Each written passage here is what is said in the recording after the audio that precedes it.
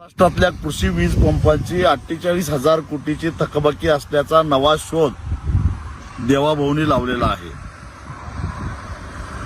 हा एक मोठा घोटाळा आहे. याचं कारण गेली अनेक वर्ष महाराष्ट्राचं ऊर्जा खातं आणि त्या ऊर्जा खात्याच्या अंतर्गत येणारे महापारेषण असेल, महाजनको असेल, महानिर्मिती असेल, त्या सगळ्या कंपन्या त्यांच्या नेतृत्वाखाली काम करताना दिसत आहेत.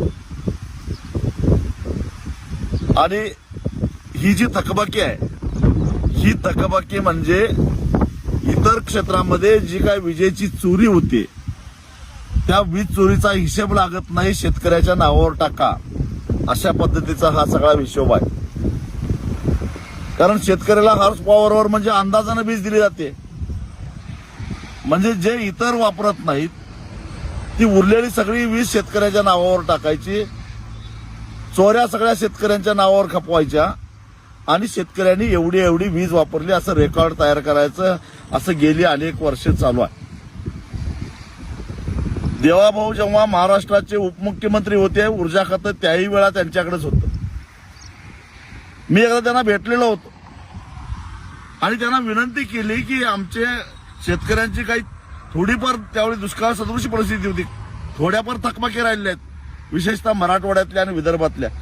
कारण पश्चिम महाराष्ट्रातल्या लिफ्ट योजना असतील किंवा पश्चिम महाराष्ट्रातला बागायतदार शेतकरी असेल किंवा उत्तर महाराष्ट्रातला नाशिक नगरचा शेतकरी असेल, त्यांना नियमित वीज बिल भरावंच लागतं.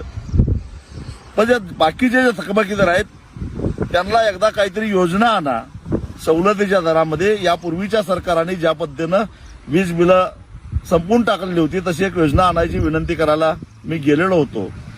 त्यावेळी देवाभाऊनी सांगितलं की वीज बिल भरायची आवश्यकताच नाही, तुम्ही कशाला चिंता करताय.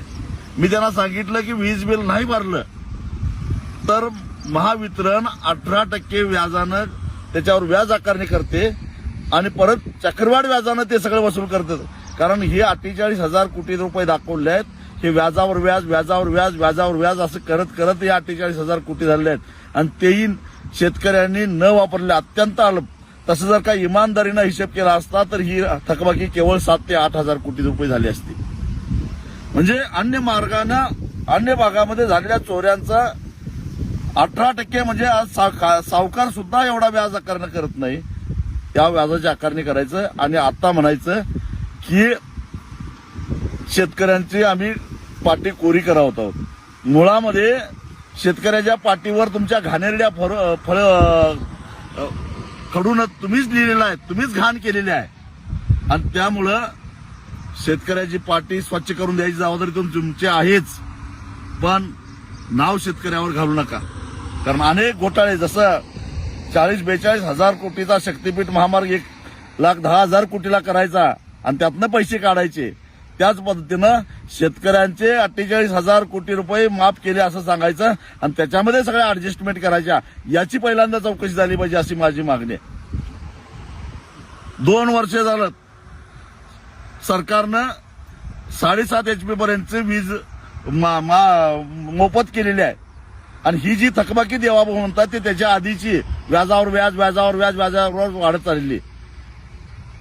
ही पाटी कोरी करताय म्हणजे शेतकऱ्यावर काय उपकार करत नाही. या ऍडजस्टमेंटची खरं तर चौकशी व्हायला पाहिजे. कारण हा सारा घोटाळा काय, तुम्ही शेतकऱ्याला दिवसा वीज द्यायच्या नावाखाली जे कुसुम योजना आणि अन्य योजनेच्या माध्यमातून जे सोलर प्रकल्प राबवलेले आहेत, त्यासाठी खरेदी केलेले सोलर पॅनेल त्याची खरी किंमत किती आहे आणि ते महावितरण महापारेषणच्या महाजनकोच्या माध्यमातून कितीला खरेदी केल्यात याची चौकशी झाली पाहिजे. आणि ही सगळी चौकशी झाली तर ज्या 70,000 कोटीच्या सिंचन घोटाळ्याचा गाजावाजा करून देवाभाऊंनी 2014 साली सत्ता हस्तगत केली, त्याच्यापेक्षाही मोठा घोटाळा बाहेर आल्याशिवाय राहणार नाही. सबस्क्राईब करा आणि